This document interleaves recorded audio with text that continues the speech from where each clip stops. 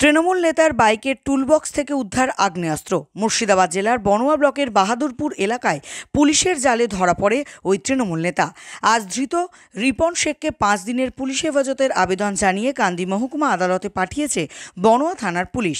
গোপন সূত্রে খবরের ভিত্তিতে পুলিশ হলদিয়া ফরাক্কা রাজ্য সড়কের উপর বাইক চেক করার সময় টুলবক্স থেকে আগ্নেয়াস্ত্রটি উদ্ধার করে। পরে ধৃত তৃণমূল নেতাকে আটক করে বনোয়া থানার পুলিশ এবং হেফাজতে রাখা হয় ও জিজ্ঞাসাবাদ করা হয়।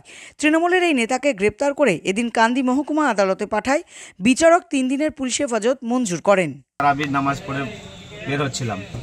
তারাবির নামাজ পড়ে বের হওয়ার পরে আমার গাড়িটা একজন নেয়, নাম বলে তাকে বিশাল হাইলাইট করতে চাই না, এটা পুরো চক্রান্ত। আমার ফ্যামিলিতে প্রথম আমার 49 বছর বয়স, এখনো থানাতে আপনাকে ফাঁসিয়েছে কেউ?